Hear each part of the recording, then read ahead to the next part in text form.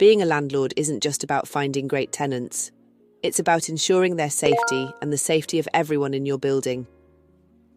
One key part of maintaining a safe property is understanding your electrical system and the importance of EICR, Electrical Installation Condition Reports. In today's episode, we're diving into a vital part of your electrical safety, earth and bonding. Right, let's talk earth and bonding, or as some landlords seem to think, just another pointless electrical rule. Listen, I know you'd rather spend money on new laminate flooring than proper earthing, but here's why not sorting this could cost you big time. What is earth and bonding? Earth and bonding is basically your property's backup plan. When things go wrong, it stops electricity from treating your tenants like human toast. Earth refers to the grounding of your electrical system, ensuring that in case of a fault, electricity is safely directed away from the system. Bonding, on the other hand, connects different parts of the electrical system to prevent any dangerous differences in electrical potential. Bonding is what stops metal pipes from becoming live, because let's be honest, no one wants a surprise electric shower. Okay, so this is the water pipe that you can see here.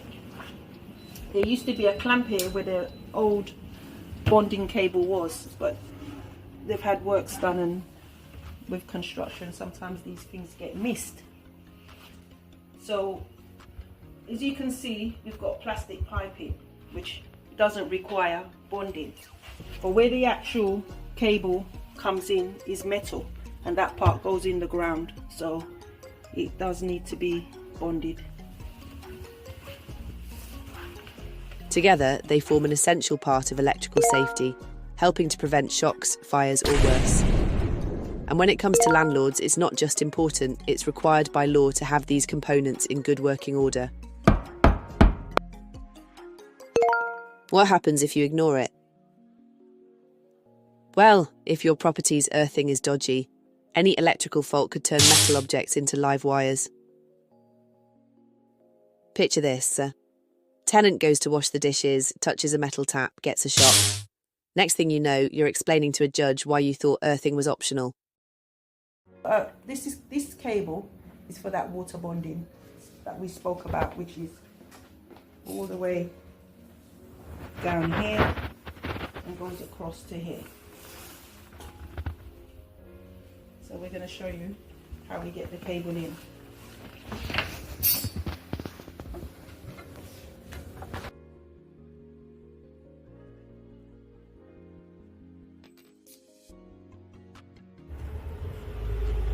Alright, so this cable is suitable for outside. It doesn't actually need any protection. This particular one is fire rated, low smoke fire rated.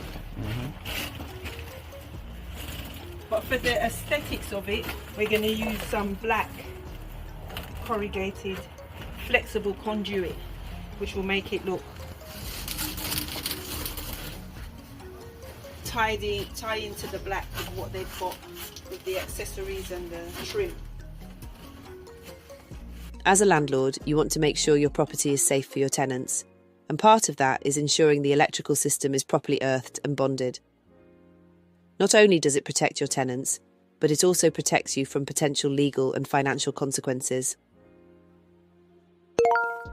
How to check your earthing and bonding? First off, get a professional to check it. Not Bob the Builder, not your mate Dave from the pub. A qualified sparky.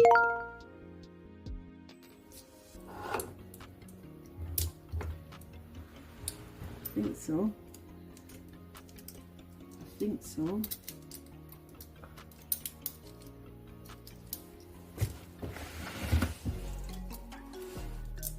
Yeah.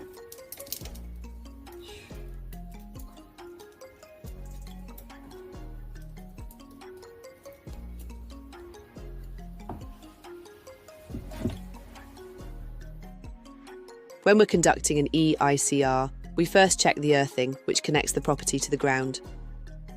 We also make sure that all metal parts of the system are properly bonded to avoid any risk of electrical shock. The connections need to be intact and corrosion-free.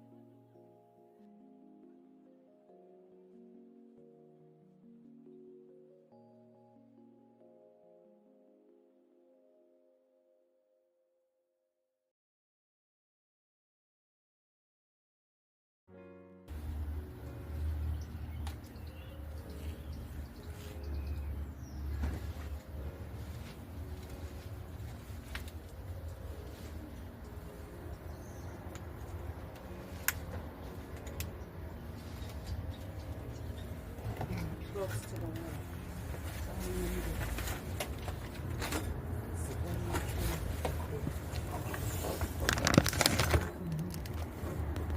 If your EICR says anything about lack of bonding, don't ignore it like an overdue parking ticket. Sort it.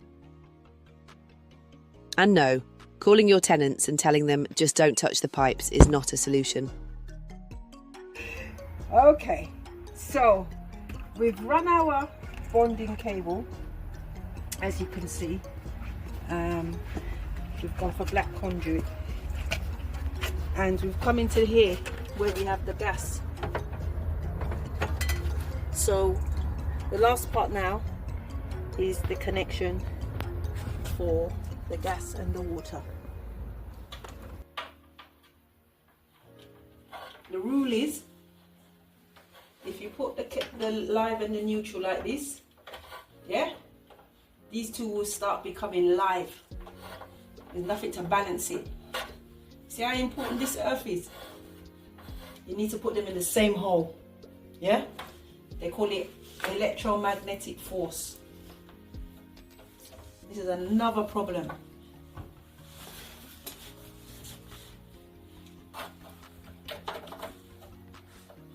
Chuck the cables in the fuse board and connect them any breaker they feel like. 16 amp for the light, whatever. This is why it's so important to find somebody that's competent. Not even connected properly, look. Not connected properly at all. Okay. Okay. What happened here is this is open. We call this a C1. It's a potential for immediate danger, really. If somebody pushes their fingers in there, they can have a nasty shock. So we're going to fill that. Yeah.